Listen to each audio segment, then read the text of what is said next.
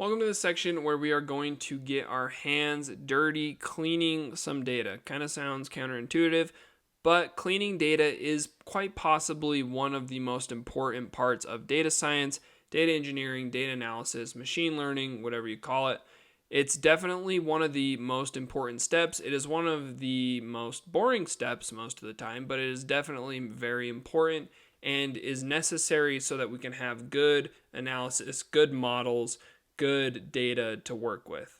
So there's really five main things we need to handle. There could be more, but the five main ones you're going to come across a lot are: first, removing duplicate rows or duplicate data. Second, we need to fill in our missing data, so our null values and our nans essentially. The third one, we need to convert our data types correctly. The fourth one, we need to fix our dates and make sure our dates are all correct, especially when we're working with time series data. And then our fifth one is the hardest one. It's just inconsistent data entry. And so we try to handle that in a couple of different ways, and we'll kind of go over that here in this lesson. So we've kind of already done a lot of this stuff just through learning about pandas and NumPy.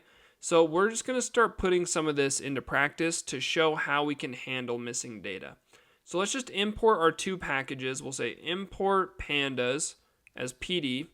And then we'll import NumPy as NP as well, okay?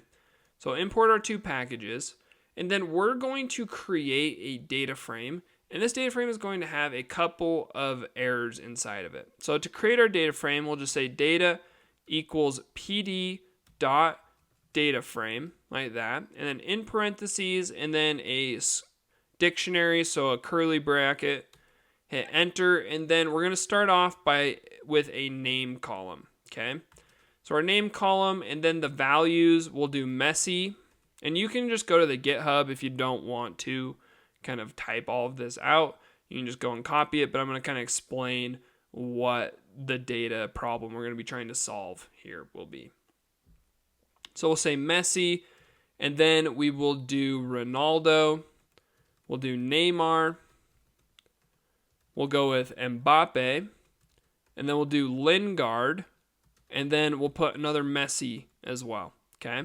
So finish that off, and then we'll do goals, okay? So our goals column, we're going to have 45, 40, 32.5, and then 30, 25, and 10, okay? So we'll finish that one off, and then we'll go to assists, and we'll do 20, and then do np.nan, okay, 10, 5, 0, 20, like that.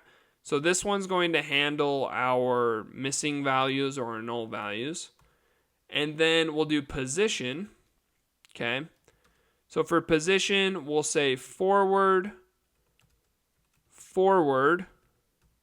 like that, and then we'll do another forward. And then on this one, instead of saying forward, we're going to say FWD. And then we'll do midfielder, and then we'll do FWD again, okay? So just the abbreviation of forward. So this is going to kind of where we're getting into that inconsistent data entry. And then we'll do birth date like this. So birth date, okay? And we'll do the first one, we'll put in Messi's birthday. We'll say 1987-06-24. Then I'll put a space and then do 00:00:00:00. And then on the next one, we'll do 1985-02-05. On the next one, 1992-02-05. I'm not entirely sure if these are their exact birthdays. It should be close, though. Then we'll do 1998-12-20, okay? Then 1992-12-15. Then for the last one, we'll also just copy Messi's birthday over again, so you don't have to retype all that. And then close that off, and then just hit enter and hit a curly brace with a parenthesis. So that is going to create our data frame. And so now let's just look at our data frame. So if you just say data like this, so this is our data frame. And just upon first look, you can kind of see that we already have created some data cleaning problems. So the first one that we'll go over is handling duplicate rows. So we handle duplicate rows. We can either handle that on a row basis. So if an entire row is the same, which in this case we don't have any rows that are entirely the same because Messi on this row scored 45 goals and on this row he scored 10 goals. So that row technically is not the same. So we can drop based off just rows. So if we wanted to, we could add more duplicate rows. So if we say data equals pd.concat like this, and then in a list, just say data, comma, data, and then a bracket and a parenthesis. So we're going to create basically two of the same data frame. So run that and then just say data again. And so as you can see, we now have two of those data frames essentially. So now that we have done that, if we run data equals data.drop underscore duplicates, okay, and then we'll look at data, that got rid of all of our duplicate rows. So we basically added it and then we got rid of it with drop duplicates. But let's say we wanted to get rid of this second Messi row right here. So to do that, we can use the drop duplicates. So we'll say data equals data.drop underscore duplicates, okay? And then we can give it a subset, so a column name that we want it to drop all the duplicates of. So if it has Messi twice, it will drop one of those rows. So we'll say subset equals, and then in a bracket, so a list, we'll say name. And then we can tell it how we want it to keep the rows, or what rows we want it to keep. So we want it to just keep the first one, so we'll say keep equals first. Okay, you can also say keep equals last, so you want to keep the last one that occurs. So if we run that and then rerun data, so just run it above, and as you can see, we have dropped that row right there. And so now what we have to do is we have dropped our duplicates. So the second common cleaning task that we need is to fill and replace our null values. So it really depends on what you're trying to achieve. And in this case, it might just be worth dropping the assist column. So dropping the assist column altogether, or you could drop just the row that had this null value. So you would drop the Ronaldo row, okay? So what we are going to do though, is we are just going to fill that value. So we can fill that value of that column by just saying data assists, okay? Data assists equals data assists and then dot fill NA, and then we, in parentheses, we tell it what value we want to fill all of our null values with. So we're just going to fill it with the number 0 for now. And so if we call data again, as you can see, we have filled that row and that null value with the number 0. So we could fill it technically with anything we wanted to. Typically, when you're doing any sort of data cleansing, you're going to fill it with either the median or the mean or a number that makes sense, maybe the mode, right? Or you are just going to completely get rid of that row. So you can get rid of the row, you can keep the row and just fill it with something. But you need to, when we're doing our analysis, and especially when we're doing any sort of machine learning later down the road, we can't have those null values in our data set. So now we need to make sure that our data types are correct. So we usually want to do this with any numerical or time data that we have in our data frame.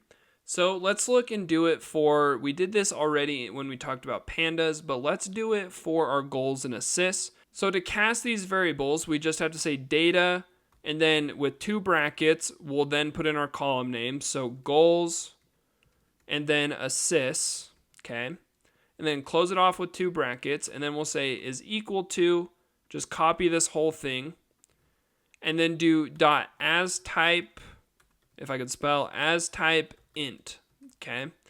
So this is going to cast both of those columns to their integer equivalents, and so run that, and then let's look at data again. And it's important to notice what happened with the 32.25 is we did round down. So it rounds that number. So if we go back and let's just start at the beginning, let's do 32.75 just so I can show you. And so we run all this code again. And then when we cast it to an int, notice what happens to the data. It still stays at 32. So when we cast something to an int, it is not actually rounding. It's just basically truncating that into an integer. Okay, so that's important to kind of know what's happening there. And then another thing that we want to make sure we take care of is our bad and inconsistent data entry. So we can do things called string replaces. So it's just basically like if it were a variable string, we can replace this FWD with the correct value. So if we say data and then position, okay, in brackets equals data position and then dot str. So we're saying we're doing a string operation on this column and then dot replace. And then we're going to replace all instances of FWD with the word forward like that. So that just works like a normal string replace. And so we run that and then we can call data after it. We can now see that we have properly fixed that inconsistent data entry. So that's something that you'll do a lot is you'll do a lot of these string replaces to basically normalize and standardize all of our data and all of our data entry to make sure that we are not having multiple values that represent the same thing. And one of the last thing, and definitely one of the hardest things to work with data, is our time and our date data types. So birth date right here, for example, this one is in a timestamp data type of what we call it. And then this one right here is just in a date data type. So we want to make sure that they are all in the same data type. And so it doesn't really make sense for us to have a timestamp in the birth date column. So we are just going to cast this whole column to a date time, but we are just going to keep this value right here. So we're not going to keep any of the timestamp on it. So to do this, we just say data and then birth date. So we're going to redo the column with our date time is equal to pd.to underscore date time. And then in parentheses, we'll say data bracket birth underscore date like that. And then we want to say format equals mixed because this format right here is of mixed actual data types since this one is a timestamp and then this one is just a normal date data type. So we say format equals mixed. And if we run that and then let's see what our data looks like. So now those are all standardized into the right format in the same format as well. So that is an important thing of handling data is being able to manipulate dates because they cause a lot of headache. I struggle with them literally every time that I try to do something with them. And so the last thing we'll cover in cleaning data is how to apply a custom function to a data frame. So this is where we bring in our Lambda functions and we can just basically loop over a column or a data frame and apply a function or some sort of action to each one of those rows.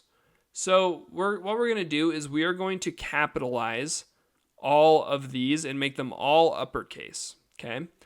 So if we say data name like that, and we'll say is equal to data name, and then we use the dot apply to basically apply that function. So say dot apply.